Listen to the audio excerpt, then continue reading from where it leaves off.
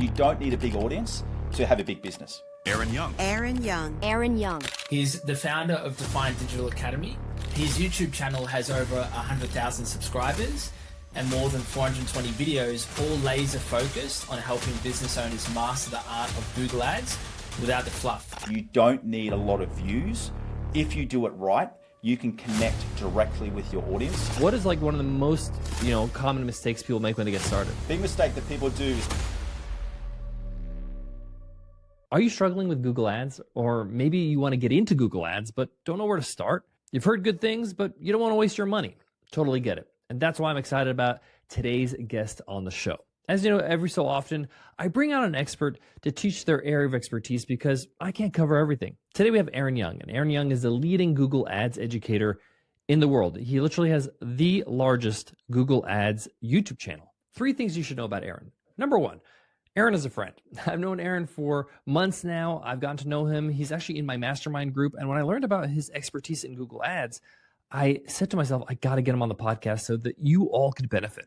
Number 2, Aaron's business, which is called Define Digital Academy, lives in a very interesting space. Most online businesses can't afford a $10,000 retainer to pay an agency to run their ads.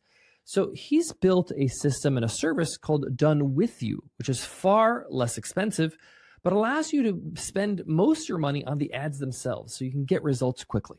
I love that business model because he's really serving an underserved market. And the third thing you should know about Aaron is that his YouTube channel has blown up in the last few months. Like I mentioned, he has the largest Google Ads specific YouTube channel, and he'll be sharing in our conversation what really works and what doesn't work when it comes to YouTube. And a lot of it has to do with his experience in Google Ads. A lot of the stuff that works in Google Ads works with YouTube. And as you know, YouTube's owned by Google, so that makes total sense. So I'm excited to jump into this conversation and share with you. Hang on to the end because you're going to learn how you can get Aaron's free optimization checklist. You can optimize your Google Ads easily. I'm also going to show you how you can check out Aaron's YouTube channel. But for now, let's jump into that conversation with Aaron Young. Aaron, so good to have you on the show. We've become fast friends. We are in the same mastermind group. I got to know you about 6 months ago. And I learned a little bit about your entry into YouTube, your entry into Google Ads. You haven't been doing this in terms of your current business for a very long time, about 4 or 5 years. Not even that. I launched my first YouTube video January 2022. Yeah, so most people don't reach this kind of success that quickly. I kind of like to tell people, do it for 10 years and then talk to me.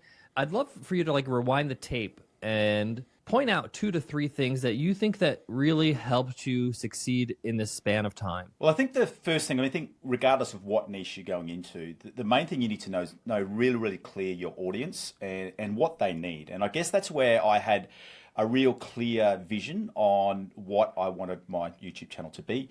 I'm sure we'll get into it, but my experience was Google Ads. And I had I'd run my first Google Ads to launch my own business back in 2010. We then moved back, that was over in Indonesia. We then moved back to Brisbane and I basically went into consulting to larger digital agencies as their head of digital, head of marketing, head of search, a whole heap of different roles. And we're just about to start our own full service digital agency. I had some boutique clients and freelancing and all of those things as well. And then that thing we don't like to talk about anymore, but COVID hit and it basically just made me to stop and refresh and really look at what we're doing. And in that time was, because about midway through 2021, I really looked at, and with the agencies that I'm dealing with in terms of the directors, my current setup, I was working a lot less, but because I knew the costs of their staff, their costs of, the revenue, I basically knew how their business was running. I was going, I'm earning more than what they are, but just a lot less stress and a lot less work. The second thing I really saw from there was that there was a real big need in the market. And what that need in the market was for business owners who have maybe less than sort of $10,000 for total marketing, some even less than that. The agency model isn't a good fit for them. That's not saying that agencies are bad. It's just that the way that agencies are kind of modeled and the way they have to work their revenue and their teams, the clients with the larger amounts of management fees get priority. Yeah. But also on top of that, for success with Google Ads, you need 2 things. You need to know how your business works. You need to know how Google Ads works. So I went, well, if I talk directly to business owners, and teach them how Google Ads works, they've already got their business knowledge. And that's essentially how it grew so quickly. So the first thing I've learned is I had a very, very clear, avatar or marketing persona of who I was talking to. So that really allowed me to come in without trying to prove, how smart I was. I wasn't trying to even prove myself as an industry leader. I was purely wanting to help business owners learn how to grow their own business with Google Ads, because that was my journey and how I started my first Google Ads campaign. So I think the first thing that definitely helped, like knowing I had a real clear picture of my audience. I think the second thing from there as well is that regardless of whether you go on YouTube, podcasting, social media, all of these platforms, if you can work out what they want, there is actually an unfair advantage in the sense of, once they trust you as a creator and once they trust your content, you will get like a boosted results because you're serving their need. For YouTube, worked out that what YouTube want is time on the platform. And even if it isn't on your channel, like if your video becomes like kind of like a gateway to them spending longer time on the platform, you get boosted up. So there's some key little strategies that I went through to go with that. But that was my, I just became a data nerd, I guess, essentially on YouTube. And every 20 videos, I was going through and just looking at my data. I think I watched every single YouTube video on how to grow a channel. So I think that is really, really important. You've got to kind of be unbalanced about it a little bit and just look to learn as much as possible. And then I just look to get better every single video and make sure that I was presenting well and doing it in a way that was helping engagement. Yeah, I really love your first point of understanding who you're serving, understanding your niche. I would probably add, just from getting to know you and getting to know what you do in preparation of this interview, you had an underserved audience, an audience that was hungry for a solution. Most people that have a total budget of 10 grand are not really being served. I know this firsthand because, I work with a marketing agency, and that's we pay a little bit less than that just to hire the agency. That's not the ad spend. That's not the creatives, none of that stuff. That's not like a no marketing budget. It's a reasonable amount of money, $10,000. Yeah. But at the same time, they need that money to go a long way so they can reinvest and grow. So I think that is a very interesting point of differentiation, is like you have an audience that's hungry for a solution, that's willing to roll up their sleeves a little bit, but at the same time needs some expertise. What are the common mistakes you see your clients or people that are working with Google Ads make? Because I found in my history with using Google Ads, we ran a lot of Google Ads when we ran Webinar Ninja, the software company we ran. And when it works, it works. Like it's like an ATM.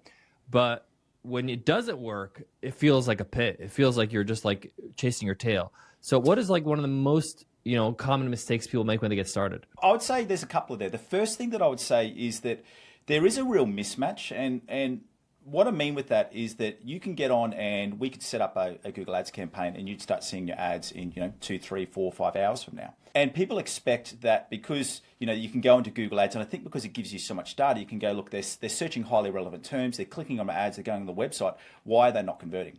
So I think that's the first, I guess, frustration with it, where people are going like, I can see my ads are visible, I can it looks relevant to me.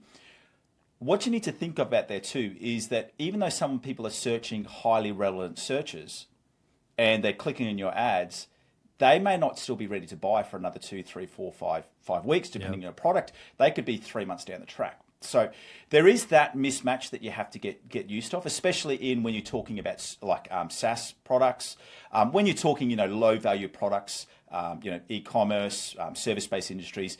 That problem isn't as real, but for especially educational-based products, software as a service products, there is sometimes a really big lag. So I think a big part of the problem is people just don't give Google enough time. I can show you account after account after account where the first month they may get 1 or 2 conversions, second month they may get 10, and then like by the third, fourth, fifth month, that could be going from 30 to conversions, 50 to conversions, 150 conversions the next month after. So there is really a time learning loop that needs to happen there. The other thing I think too is that a lot of the times the problem isn't Google Ads. The problem is just the confusion on the landing page. And this is a lot of the time where we speak people through, is that you've got to always think about it in the customer journey. So if they're searching for a certain term, they're seeing your ad copy, and then they're going to a landing page which isn't highly relevant back to that first initial search term, you just lose them straight away. So with Google Ads, one of the things that I do see, especially for a service-based or a software as a service industry, is that you need a whole collection of different landing pages which speak specifically to the ad. Speak specifically to the ad and speak specifically to the user. A lot of the times when we're trying to fix Google Ads accounts that aren't working, we're spending a lot more time outside of Google Ads and a lot more time on the landing page. There's a company that we've worked with which has done over they're based in Australia. They've done over 10,000 live user tests.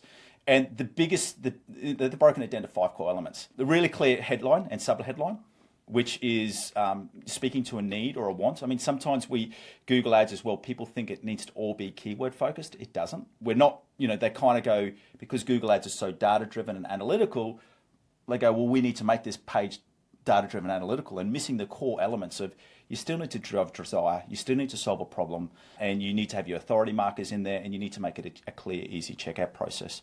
So that would be the main things I would look at. The other things that we do see is technically as well is that people don't take a step back before they start Google Ads and actually have a clear strategy. In many cases, you need a lot less campaigns than what you think, and you need a lot less ad groups than what you think. And people like to overcomplicate things. A framework that I give everyone that I speak to about Google Ads is the goal for my absolute goal for a Google Ads campaign would be one campaign with one ad group. Now, that has never happened, and I don't think it'll ever happen. But if you start with that as your framework, you're then having to justify why you've got a second campaign, why you've got a third campaign. And so that's another big thing, is just people just don't take a step back and will have that real strategy to how they want to operate Google Ads. I think it's important for us to address, like, the nature of Google Ads is a bit different from any other type of, display ads, whether it's like Meta ads, Facebook, Instagram, where people are scrolling and they're being fed an ad based on their interest, things like that, versus it's more of a pull type of situation where somebody's searching for something, they're looking for something, and therefore it prompts this ad to show up. How does a business owner need to change their mentality when it comes to that type of dynamic of showing an ad based on, an algorithm with Instagram or search? Yeah, so I mean, there's two things there. I'm sure we'll get into like how Google is changing, because there's very, very real push of what I'm calling the metaization of Google Ads, because it is definitely changing in that way. There is definitely still a search aspect in there. And I think what I mentioned before is that people assume because someone's searching a highly relevant search term, click on your ad, they think the sale's done. And they kind of just get impatient with it, and they kind of still not treat them like that Meta ad, so that Facebook or Instagram ad. Remember, when people come in from Facebook or Instagram, they've seen a video ad or an image ad, which has told a story. So it's told a brand story, it's told a product story, it's given some benefits. Whereas if they're just searching, doing a keyword search, they see a little bit in your ad copy. Once again, with that landing page, if you're not capturing them and really getting their attention, so you've got to do it in reverse. In Facebook and Meta, you're getting their attention, from a scroll before they even go to your website.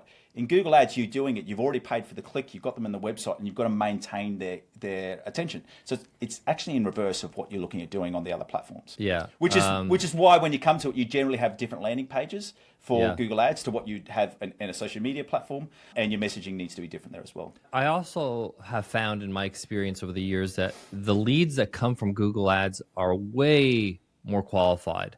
Like, these people are pretty much ready to buy in the next couple of months, depending on your LTV and what your price point is.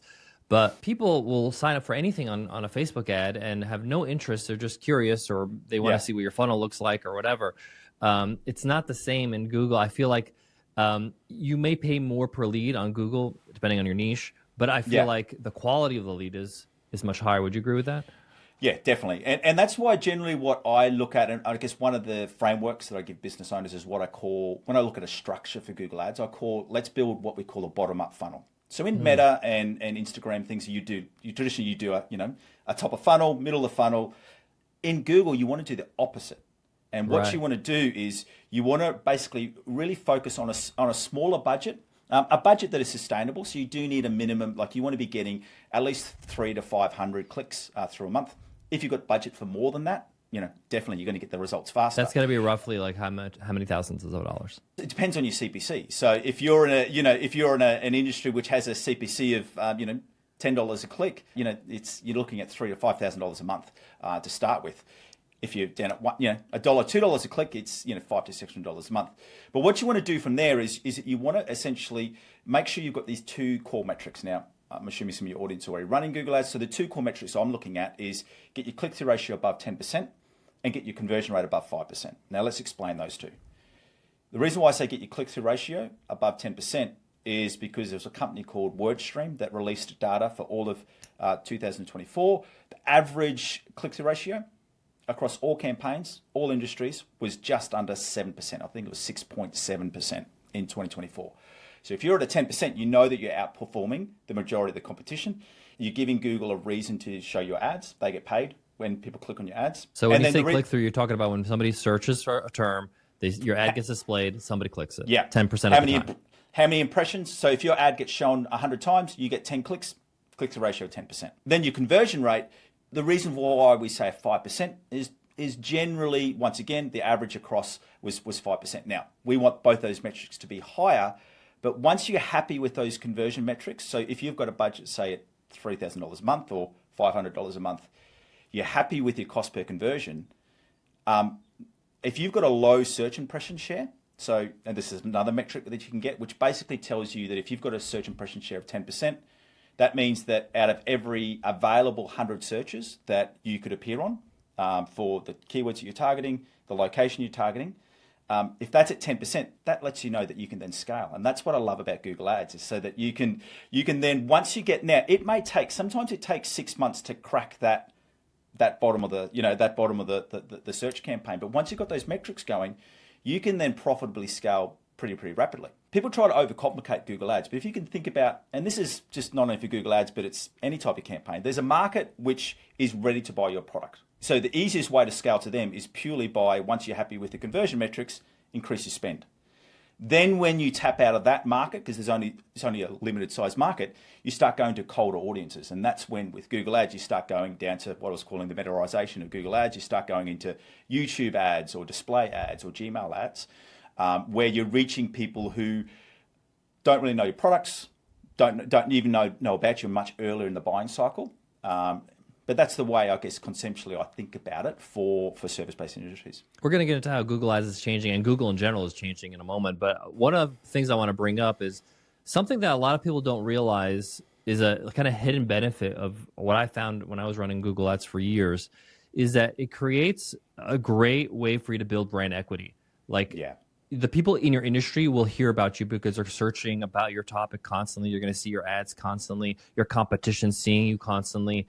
So what I found is that, like, when we were running Webinar Ninja, my software company, everybody knew our brand just because we were running a lot of ads and they saw our thing. And then more importantly, your competition knows you exist and know that you're around. And most of the time, you're going to get acquired by your competition. So if you're looking to exit your company at one point, they want that brand equity. They want it. That's a value point when you're going to negotiate a sale of your business, where it's like, wow, I want to be able to piggyback behind that brand and be able to sell more of my products and services behind that brand as well, or sell your product to my audience. So there's a kind of an intangible value that a lot of people don't realize that happens when you run ads on Google, because of you become, like, I would say, like a star in your market. And that has value in itself. Yeah. One of the things I always like to remind people, and especially when you look at not only Google Search, but Google Display, which is the image-based ads, like, it is the only, that I know of, it's the only marketing platform that allows you free advertising, because you only get charged when someone clicks on your ad. So if you want to hire a billboard somewhere, you've got to pay for that space for however long you want it. Regardless if they look at it or not. Exactly right. In a display campaign, you can shotgun your images and your brand across everywhere, and people always go, well, the display campaign's not converting. And I go, yeah, but it may not be converting, but look at your branded search. Like, your brand search uplift is going up. And it's and I 100% agree with you, is that people really underestimate how well you can use Google Ads to really get your branding message out there. 100%. Nowadays, I would say the last 6 months, when I do a Google search, I'm finding myself scrolling a lot less because of the Gemini aggregated answer, especially when I'm asking a question like, what's the best solution for this problem? Or how do I evaluate this product or whatever? And it will come up with some pretty good summaries. I would say I scroll about 60% of the time, 40% I don't scroll. It gives me what I want. What does this mean for ads? What does this mean? What's the future look like? Now, so we're recording this sort of, April 2025. In the next 2 months, especially in the US market, Google's going to be rolling out what's called Gemini 2.0. Now, Gemini 2.0 is going to be closer to the experience in ChatGPT than what it is in Google search. So what's going to happen is at the moment, those AI overviews that you're talking about pretty much come in what we call a non-transactional search. So like, if you do a test straight now, if you do a search on, men's black t-shirt, you'll get ads. But if you were to do what's the best men's black t-shirt for me to wear in summer in a certain country, you'll get the AI overview because it's not transactional. Right, which is impeding on blog content. Yeah. Now, what will happen is that the responses that you will get will be multi-answered question, and there's going to be coming a time where your ads will be embedded into the response. So it'll be basically a prompt of, here's a product that I'd recommend for you, or here's a service that I'd recommend for you. So that's going to be the next move. Now, what will also happen as well is that as Gemini is released more and more and more, you'll find very, very soon too, that's why Bing has acquired ChatGPT, and there's a partnership there, because they're eventually going to roll out ads within their responses as well. But also there from there as well is if you're using the same profile all the time, it's already going to intrinsically know a lot about you, Omar, know about where you're going, what's happening, what you like, what you don't like, what you bought previously, what you haven't bought previously. So the effect is going to be really, really profound for Google in that CPC, so the amount that you're paying cost per click is going to skyrocket. So if you can think about this, and it's just pure economics. At the moment in a search campaign, if you were to target a search ad, you got the 4 ads at the top, and then you got the 6 ads down below. That's the placements you're paying for. So if those four placements even at the top go from 4 placements to 1 or 2 placements, what's going to happen? It's just pure economics. Then take on top of that, if you're using smart bidding inside of Google Ads, so like where you can bid more for people that you think are going to convert, that's going to skyrocket it even further, which comes back to what I'm talking about now for businesses who want to survive in this new upcoming wave of search. Search is still going to be really, really important, but it's going to become a lot more unaffordable for brands that don't start investing in display and video right now. Because if you've had someone who's seen your ads and Google knows that they've seen your ads, you may have interacted on one of their video ads, you may have clicked on one of their display ads, or you may have just seen their ads. If they then do that really targeted search, you've got more chance of getting that click. Also as well, if they mention your brand name because they've seen your brand name through videos and display all the time, you're going to get your ads displayed anyway. Is there any memory integration with Chrome? I think there will be, yeah. I don't know the full ins and outs of it, but it will be coming through. I mean, a lot of it already happens now within your, especially if you've got a Google account or a if you're signed into your Chrome, Yes, yeah. So I would say they did start releasing this when I was at Google Marketing Live last year. They did already start to release this. The other thing as well, it's going to be voice integrated as well. Right. And also the image integration is going to go further as well. Right. So the Chrome lens. This is so interesting. I got so many questions. A lot of our contemporaries came up in the blog world, came up where blogging was how you got traffic, SEO. And, when I was running ads on Google with Webinar Ninja, we would actually run ads for blog posts that were really ranked really high, like best time for a webinar, all that kind of stuff. And then there would be a lead magnet on that page. We capture the lead. How does that affect now that AI is answering, Gemini is going to be answering questions, aggregating answers? Yeah. If you have a thriving blog that was getting you traffic and getting you customers just through search and through, even if you're monetizing it through ads, what does that mean for somebody who's not going to get that traffic anymore? What do they do? I think what a lot of people miss inside of this conversation is that Google saw this coming a long time ago. So this isn't something new to them. But what is going to change and what it means for people who are in the blogging space and that space is that rather than running search ads, successful Google Ads campaigns will be, you'll have a lot more spent on video and display, and that's how you'll drive the traffic through to those blog ones. Then also as well from there, like I said before, if you are running search ads, remember how I said that bottom up funnel? That's where it becomes important. So you're running your video and your display ads at the top. So what you're hoping, and that they've seen your ads a lot, that they are then searching either your term that you're giving them, like a product knowledge term, and like a little niche word that's around your unique selling point, or they're searching your brand. And that's how you're going to survive. So you're going to have to hit people a lot earlier. Historically, especially for SaaS businesses, they could have got away with maybe search and display. Now I'm saying you probably need search, display, video, and potentially like a Performance Max campaign as well. So you're basically running everything through there, and that's becoming what we're calling the metaization or search. Incredible. So I just want to shift gears just a little bit. You've had a lot of success on YouTube. You have well over 100,000 subscribers on your channel, which I think is a feat in its own, just because of your subject matter. You're doing Google ads. You're not, doing trendy topics or movie reviews or anything like that. So typically this is a dry topic. Why does anybody who's listening right now need to jump on YouTube and start creating videos? Now, put this in context. I've got a Google Ads only channel. So like 99% of my content is Google Ads. Now there's larger channels, they have digital marketing, but in terms of Google Ads only, the next largest channel, apart from Google Ads, is only channel is I think 40,000. And some of these guys have been going for years and years and years. So the reason for why I think, regardless of your niche, of why you should get involved inside of the YouTube, is the ability to connect with your audience. Now, some people think because my core sales and coaching business has grown so quickly, it happened off the back of a Google Ads campaign. I didn't start Google Ads until on this business until we were already doing $80,000 a month in revenue. At that time as well, we hit our first 100K month when we had a YouTube channel that was under 20,000. I think it was 19,700. We hit our first $5,000 month with 1,700 subscribers. We hit our first $10,000 month with 2,700 subscribers. So the thing I love about YouTube is that you don't need a lot of views. If you do it right, you can connect directly with your audience. And the way I like to think about it is that if you go to the method of you're just wanting to help your audience, there's a need, you're wanting to help them, they just start to reach out to you. And there's some mechanics, you've got to do it in the right way. You've got to be strategic about it. Like all of my videos from day one have always had a call to action, so they can download a free.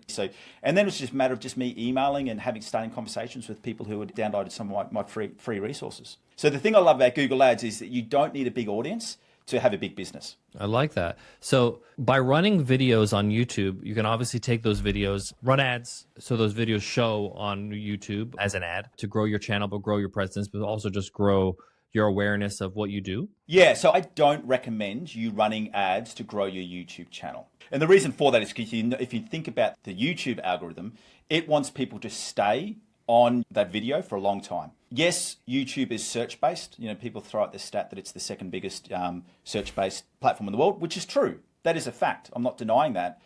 But what they miss in that is that 70% of all views don't come from YouTube search. They come from recommendations and they come from home screen placements.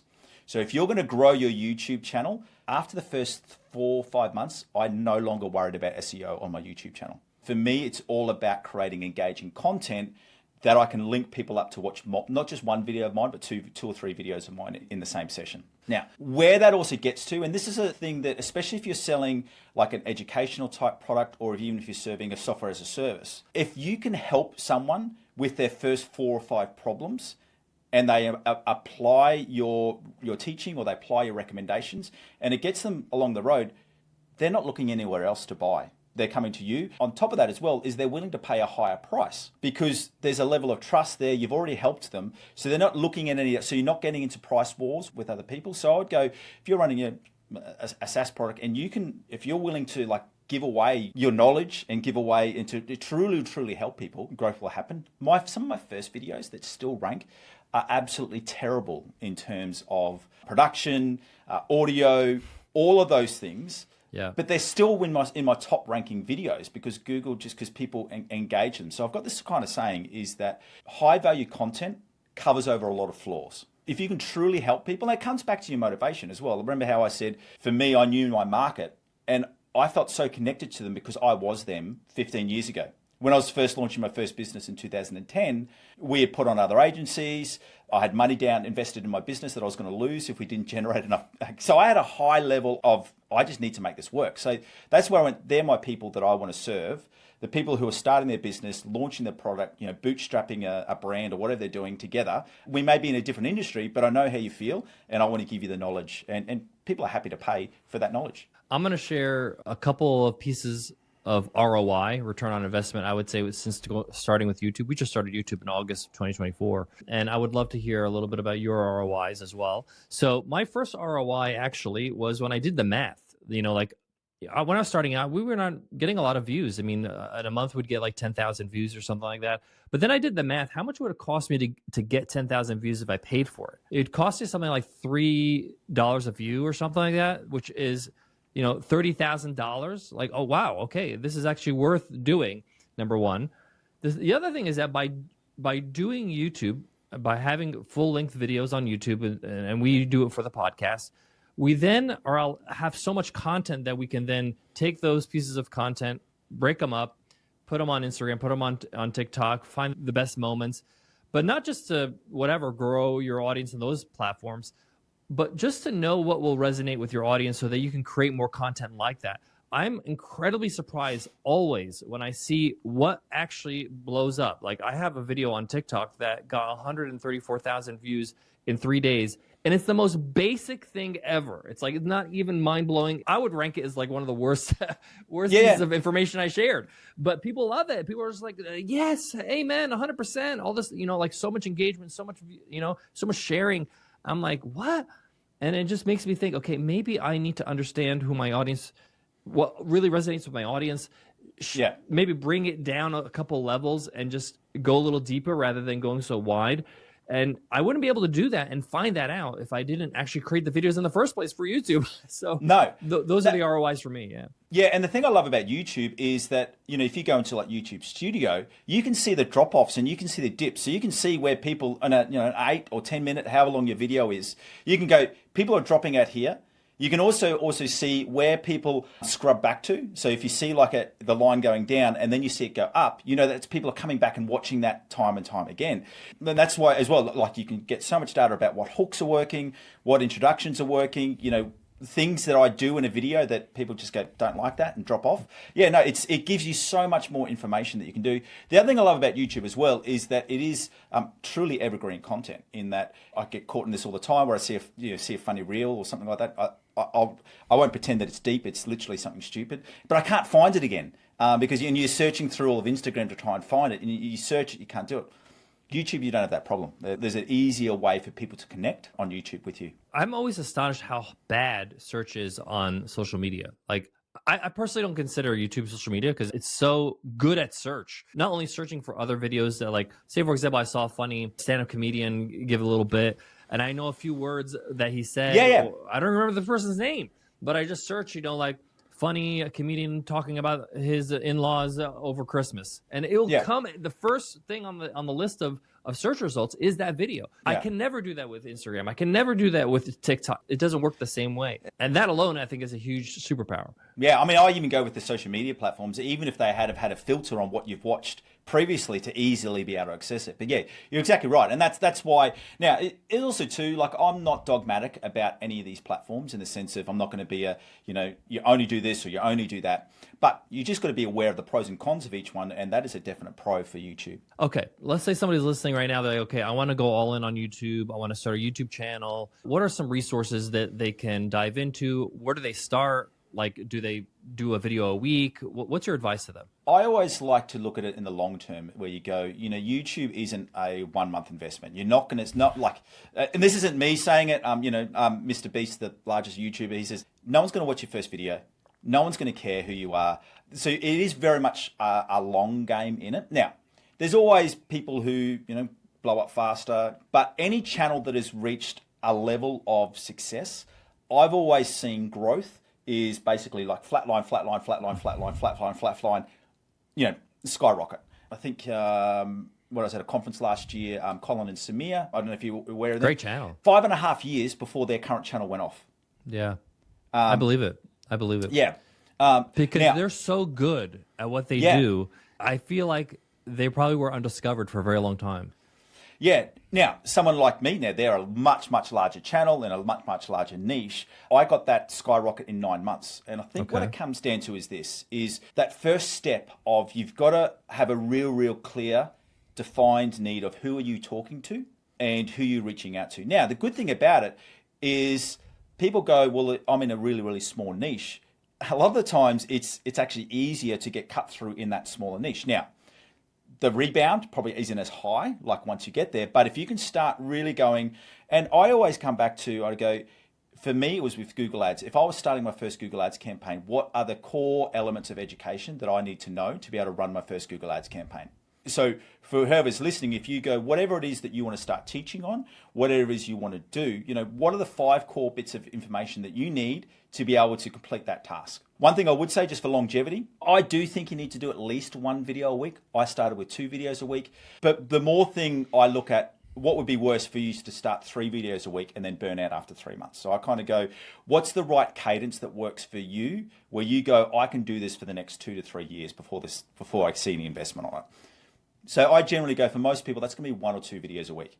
The other thing I go about it too, unless you're doing podcasting, like long form, if you're doing more educational style videos, you really want to be hitting it at about 8 to 12 minutes. And I'll break down to why that is the case as well. But one of the main reasons is as well is if you've got like a 3-step process, rather than releasing it all in one 30-minute video, you're better off releasing it in 3 10-minute videos.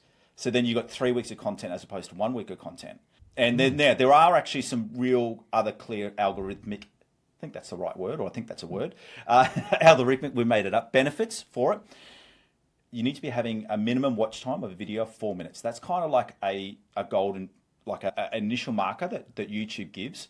If you can have a watch time of 4 minutes, they go, yep, that's a pretty good video that they're watching. The other core metric on that is an average duration, or an average duration of the total length of video of 50%. You can get away with 35%, but 50%. So now you start thinking about, if you're a new YouTuber, what's going to be easier? For you to release an 8-minute video, so if you can get 50%, that's the 4-minute mark that you need. Right. Is it going to be easier for you to keep someone's attention for 50% of your video on an 8-minute video or a 30-minute video? And then from there, the other flip side from that is as well, is rather than you having 1 video, you've got 3 videos. And what you can even do from there is you can link up those videos at the end. Remember how I was saying it's all about watch time? Right. So generally a big hack that it wasn't from me, I picked it up from another YouTuber, that you basically release, especially in the teaching space, you release one part of the journey and then you go, now to watch the next step, go through and watch this video. And I physically say at the end of my videos. So let's just say, for example, Google Ads, we do a video on keyword research, we go, okay, the next step is ad copy. Go through and watch this video right here. And I literally say it at the end of the video because I'm wanting to link people up to watch not just one of my videos, but multiple videos, because then that's basically what the algorithm wants. It wants you to stay on the platform. So I'd say start with at least 1 video a week. Practically as well, there's some great tools like TubeBuddy, which is only available within YouTube. If you're not on YouTube, there's also Answer the Public, where you can go and write your topic and it spits out all the different questions that people are searching and people asking. They're great cheap or free resources that can really help you launch it out. For anyone who's wanting to start, what I'd say is get a Google Sheet open and come up with your first 50 videos. The other thing I'd say too is, for example, a core teaching on how to set up a Google search campaign. I release 3 videos of that every year. So don't be afraid to release the same video over and over again, just with a slightly different topic, slightly different angle, and you can do it time and time and time again. Should anybody worry about if they should focus on long form? When I say long form, I mean like the normal YouTube videos, like the 8 to 10 minutes, or should they be doing shorts as well? Should they focus only on shorts? Is shorts something that they should be worrying about, or does it depend on their business? Depends on their business. So I would say if you've got a really good Instagram or TikTok profile, you're crazy not to bring that over to the Shorts platform on YouTube and just start seeing what sticks. If you're coming from the podcasting type platform like you, it makes sense to go straight into long form podcasting on YouTube. If you're really like what I did with Google Ads, you really want to teach people, I think a better way of doing that is through that 8 to 12 minute, what we would still call long form, but long form educational style teaching on YouTube. And the reason for that is because, especially if you're taking people through advanced steps on what they need to do, that's really hard to do in a 1 to 3 minute video. So that's why I think that sweet spot. So it just comes back to, once again, Like I started with 8 to 10 minute videos. I've now just started, I've done the reverse. Rather than starting a podcast, I've just started an interview series on YouTube, which I'll then release to a podcast later down the track. So I want you to put on your therapist hat, or maybe a coach hat, or whatever you got. I'm going to share with you a challenge. Maybe it's more of a personal challenge that I'm having on YouTube, something that I've discussed in depth with my team, maybe even had some pretty lively discussions about it. I have a visceral, effect or reaction to this Mr. Beastification of YouTube. Everybody looking like the same. Everybody in my niche's thumbnails look exactly alike. They got the title with the blue background and the big face on the left. And, and I have a hard time with just doing something just because it works. Just, it's working for them. Just do the same thing. And then and you just become vanilla. I just don't want to do that. And I know it's probably hurting my channel. I don't want to also just kind of look like a caricature of myself. I want to elevate my brand. I want to make sure that I'm not just doing things for the sake of that's what the algorithm wants or whatever it might be. Am I mistaken? And for me, I feel like YouTube is more of a branding exercise, as much a branding exercise as it is a, search or traffic or, views type of thing or content marketing exercise. Am I wrong to not want to do that? Okay. So a couple things I'd say that I think the most underlying principle of all of this is that you just have to be yourself. So, I'd speak to that straight the same way. If you're not that type of person, don't do it, because you're going to end up burning out. And ultimately, after a time, people see whether it's real or whether it's fake. That comes through. However, having saying that as well, I think the core principle, everyone's just kind of thought Mr. Beast is this, his thumbnails are stupid and all of those things. He thinks just because he's kind of created the caricature.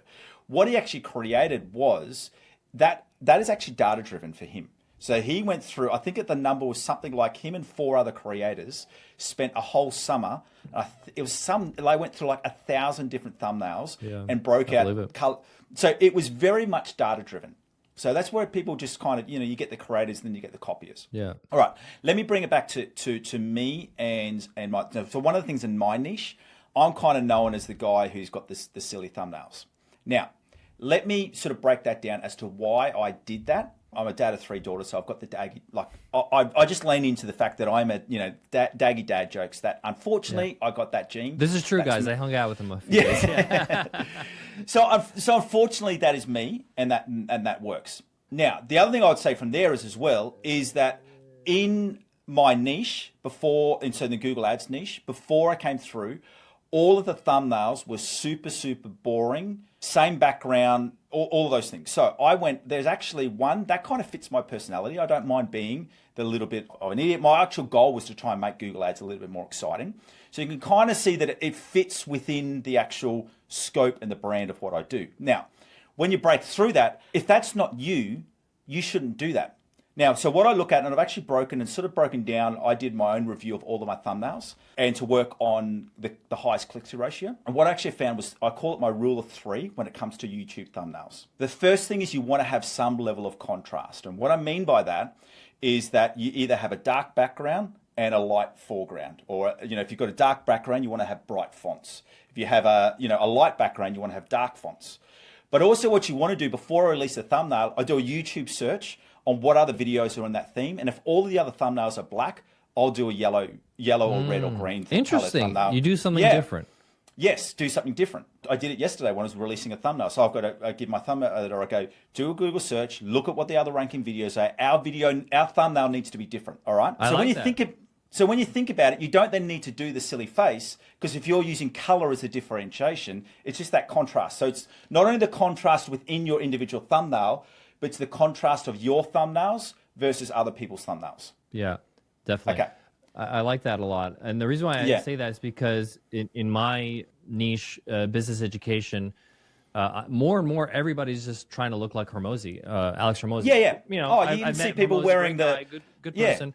But, be your own person. Like, I just feel exactly like this, right. Yeah. It works for him. I'm seeing other people now wearing the black nose things and all Strips, of those things. Yeah. So that's the first thing. The second thing I would say too is, this is a big mistake that I see with thumbnails, is that people put too many words. So I try very, very rarely do I have more than 3 words on my thumbnails. Now, there are, people will go after this channel and go, oh, he's lying. Look, this one has, yes, there are always sometimes where I have 4 or 5 and, but as a general rule, I like to have no more than 3 words on my thumbnail.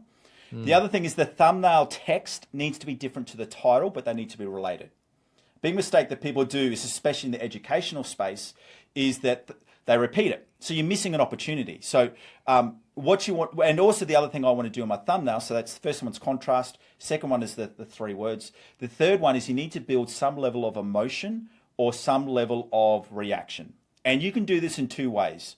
You can do this with the stupid face, or you can do this with the text. So, some of my best related thumbnails have 1 word on it. And it's, it's literally like, keywords with a question mark or, those type of things. So what I look at is I go, the easy option out is to just do a stupid face and create emotion there. But if that's not your personality, you go, well, how else can I create emotion in my thumbnail? And the best way of doing that is with the words. So I think about, if you take a topic, can you make a controversial statement or ask a question which goes against the common theme on this topic? And if you can do that, look, the one thing I do say, there is something definitely powerful about the eyes and having your eyes being able to be seen on the thumbnail, just for that connection. That definitely does make a difference, I've found.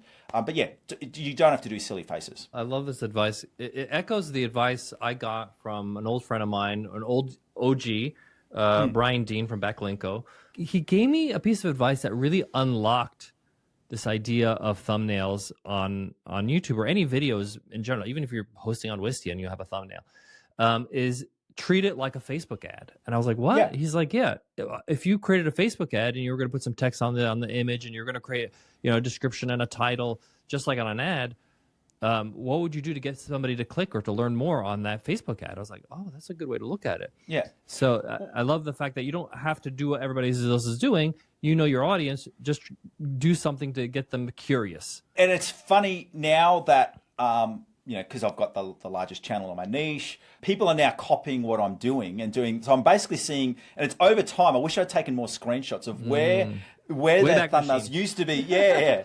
I don't know if that works on YouTube. We'll have to see. But where thumbnails used to be in my niche to what they are now. And I've spoken to other creators in the space and I go, I've actually, because I'm pretty open with my knowledge. Like I don't really, because I know knowledge is one thing, but if you're not going to enact it, the knowledge is useless. So I tell them, I said, look, why are you doing that? And they go, oh, because I saw you do it and you got a good click-through ratio. But I went, but you've got to, does that match who you are? Have you gone through all of those things? So yeah, I'm a big believer. Be yourself. The other thing I'd like to say as well is think of your thumbnail against 9 other thumbnails. So 3, all other different creators. If you weren't you and you were doing a search, which thumbnail would you click on? Now, I learnt this very, very early. That's why I think running Google Ads for 15 years before gave me a really, really good head start to YouTube, because click-through ratio is super, super important in Google Ads, and it's also super, super important in YouTube. And one of the earliest things I learned about ad copy was we had a villa resort over in Bali, and we used to always joke that our advertising budget wouldn't even match the coffee budget of some of our competitors, because on the same street we had hotels like the Sofitel, the Sheraton, the Marriott, and a whole range of brands. And in Bali, there's this big thing of 1-bedroom pool villas. So everyone had in their ad copy 1-bedroom pool villas. Some would even range out to private pool villas. So I went, how can I say the same thing in a different way? Because I don't have the budget to match them. So every time my ad gets shown, I need to get that click, because if I can start getting that click, that increases my ad rank, so then I get that unfair advantage of getting, So we phrased this AdWord copy of, rather than saying 1-bedroom pool villa, we actually phrased it to skinny dip in your own pool. Saying the same thing, and I knew this ad copy was working because we were getting emails back of people asking us how high is the wall to make sure that they could actually skinny dip in their own private pool. It's 2 meters in case anyone's wondering. But yeah, so it's and that. Yeah, high enough, and that's what I took over to the thumbnails. I go, okay, so in my text, how can I say something that no one else is saying or no one else is prepared to say that's going to drive that click? And the good thing in YouTube now is you can actually split test 3 different thumbnails on the same video. So run 3 different things of text and see which one works. And what I love about this is you're going to be up against big players, and a lot of people feel like that's a disadvantage. But your advantage is that you're willing to run an ad like that. I don't know if the Sofitel is going to get approval for that. No, So, exactly right. yeah. Yeah, I don't know. And I got that from. Did you ever read Malcolm Gladwell's book David and Goliath? Yes, I love Malcolm Gladwell. Great author. Yeah, and you know the old biblical story of David and Goliath. People think it was like this big miracle that David beat Goliath, but it's basically like it was a sniper going up against. Of course he's going to win. So he just said, exactly what you're saying is you want to look at your weaknesses and go, how can my weaknesses be a strength?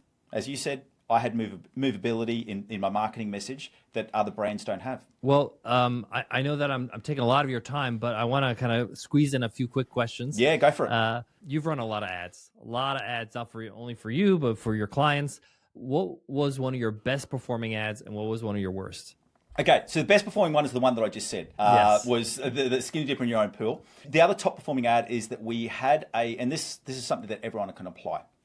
It runs off that same theme of say something that your competitors can't say or won't say. One of my pet peeves with ad copy is people saying generic terms like we're number one or we're the best, or even things like save money or save time. I'm always on, you've got to be able to put facts in your ad copy. So rather than saying you save money, how much money do you save? And we've run test after test after test of rather than saying save money, save 20%, save 17%. And we got this from a e-commerce brand we're working with at the time. Competitors came in, tried to undersell their market because they were the first people in the market. But they had this unique selling point that no one else had in that they were the only brand that had safety tests for both the EU and the USA market. We put that in the ad copy, absolute killer. So the key thing I'd be looking at is in your ad copy, what can you say that no one else can say? So it's either an actual subjective fact that you've got proof behind it. So I'm now happy to say I'm the largest YouTube educator on my ads because I am. Yes. So I'm the largest Google Ads educator because I am on YouTube. So that's a fact that you can say. If you are ranked the number one SaaS product in your niche, by all means, go through and say it, but you've got to be able to back it up. We did that with Webinar Ninja because we had this wizard that allowed them to create their webinar really quickly, and that ad killed when we just absolutely crushed when we ran an ad that had the headline of create your next webinar in less than 60 seconds, which was something exactly right. It was actually 30 seconds, but 60 seconds seemed more reasonable. So the mistake would be people would go create a fast website. Yeah. Whereas if you so I'm always going, what percentage can I put on it? What dollar value can I put on it? And what time can I put on it? So get really, really specific what your core offering is. So they're the best examples. And the worst examples is just the opposite of that. In that, just wet messaging, weak messaging. The other thing I would say from that is the way that you need to think about a Google Ads successful campaign is think about it like a chain. And if one of the loops of the chain fall down, your campaign falls down. So the first loop is you want to get the click. So your ad copy needs to get the click. The second loop of the chain is when you get them on your website, it's not to get a conversion. People think it goes click conversion. No, it's your headline. You want them to engage them in the headline so that they're then scrolling down the page. So the other bad example is basically a mismatch between the ad copy and the landing page. So if you could think that through is that because we all know, regardless of what your product is, the longer that you can keep someone on your website, the better your chances, yeah. Exactly. So if you can think about the headline, people go, I want my headline to convert them. No, I want my headline to engage them to read the next section of my website. And then I want that next section of the website to get them to read my authority markers, to read my case studies, and then come down to my price. Right. Love it. What do you think is the biggest, most underrated skill in 2025? For me, it's very much coming down to, I think at the moment, just it's very, very real in my niche in Google Ads at the moment. But with AI, if you're not actively working AI into your workflows, I think you're going to get left behind pretty quickly. I had a great employee. She's been amazing. She's still on team with us, but we've reduced her hours by 50%. Now, I just didn't do that overnight. Like there was a long 6-month journey because we wanted to keep and it also fit with her as well because she wanted to start branching out into picking up some more clients. But we've replaced her with AI processes. So for me, I think the biggest thing is being willing to adapt and to change. And then I drill that down into the Google Ads sphere as well. Is that looking at the way that I run Google Ads campaigns now is very, very different to how I did it 3 years ago. So so for me, I think the biggest theme for any business is a big time of adaptation and a change that you need to be looking at all of not only your processes of how you manage your time, especially if you're a one-man team or one-woman team or a one-person team, but also to how does that reflect in the strategy at work that you're doing. I would echo that. I would say that it's so important for you to constantly have your finger on the pulse when this comes to AI, be using it daily. And there's something new happening every day, whether it's deep research with ChatGPT. I think ChatGPT 5 is coming out in months, and it's going to change all the ways you choose the different types of models and all that kind of stuff. So just by using it every day in any shape or form, whether it's with copy or whether it's with, research or just getting some advice if you're going to the doctors or something, it's actually great just to use it and get used to it. The thing I'd say there too is don't be afraid of it and don't be weary of it. I listened to I think it was a 5-hour podcast from Lex Ferdman. If you don't want to listen to all of it, but I've seen it. I don't know if you listened to the same one, and he was very much that it's still a long way away before actually replacing all of us. But what he did say though is that any person with individual knowledge, like industry knowledge, that isn't leveraging AI right now is going to get left behind. And the example that I look at it within my niche of Google Ads, and I speak a lot with agencies, is that AI is allowing people to, so now agencies that used to be teams of 50 could probably run just as effectively on teams of 10. And freelancers that could only manage 50 clients could potentially now manage 150, 200 clients if they fully leverage into AI. And that's where I guess the damage is going to be for businesses or individuals who don't leverage into AI. Their cost model isn't going to work, or their cost model in terms of their product servicing and what people expect, or they're overstaffed for what they need. So then because they're overstaffed, they have to charge higher prices, and then they get priced out of the market. Love it. Aaron, for my final question, I like to ask this question to my friends, people that have been, doing business for a long time. And that question is what's the end game for you? Why are you doing all this? What are you working towards? What does winning look like for you? I would actually even say I'm probably partly in my end game at the moment. And it's good to recognize it. Yeah. So, I mean, I'm mid 40, so I'm 45. So I'm not, I still see myself working for many decades to come. I started this up my actual plan when I was starting the YouTube channel and Define Digital Academy. The goal was essentially for me to go, if I could just supplement my income, I'll keep freelancing out, 30, 40 hours a week, throw this on the side, and then hopefully 10 years from now, it'll be at a level where I can step out of that. My 10-year plan happened in about 18 months actually, which was a good problem to have. Yeah. So I mean, at the moment, but as part of that, I've already gone down from working 5 days a week to 4 days a week. I see within the next 3 years, by 2029, that'll be down to 3 days a week, and we'll be traveling a lot. I'm unashamedly, been married for coming up 22 years, got 3 daughters, so I've had the blessing to be able to work from home since 2010. So I've been home for my whole daughter's lives growing up. So and you got to grow up fast.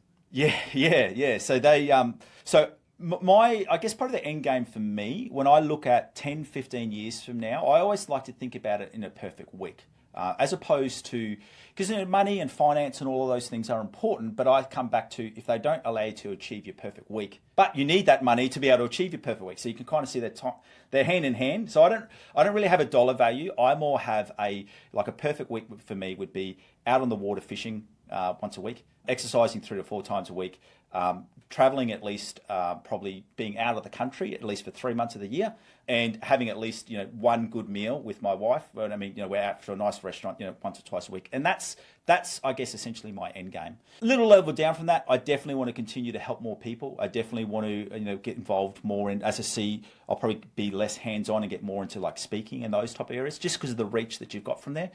And being able to incorporate travel into that would be the main goal. But I don't really see myself ever sort of retiring and never working again. I definitely don't want to be doing the amount of hours I'm doing now when I'm 65, 70. I think my more thing is looking at how can I more mentor more people as opposed to physically doing the work myself. Yeah, I definitely think that if you don't use it, you lose it. I think the late Charlie Munger was a good example of that. Super sharp at 99. Warren is still going strong.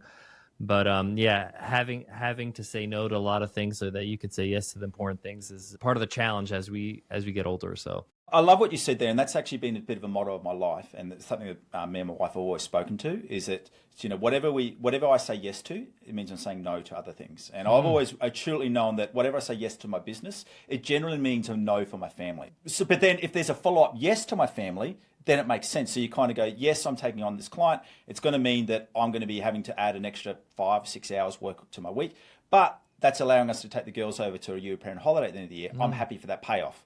But if you always just think that a yes means a no. I like that. Aaron, it's been a pleasure. I'm so glad that I got to know you over the last few months, and it was great to get you on the show and help our audience. And we've talked about so many things, but I really appreciate your time, appreciate your willingness to share. Hey, it's been an absolute pleasure, and thank you so much for having me on, Omar. What a information-rich episode. Aaron, thanks so much for your time.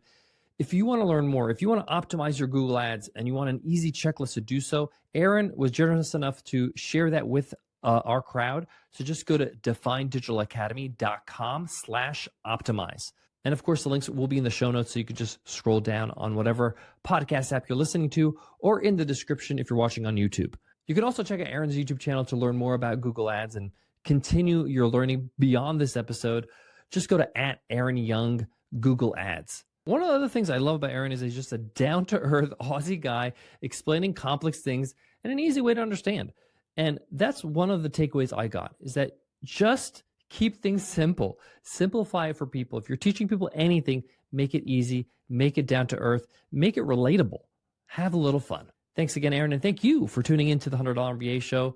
If you want to continue your learning, sign up for our 3 Things newsletter so that you can continue to grow week after week. It's absolutely free. Every week I send you 3 things to help you grow as an entrepreneur.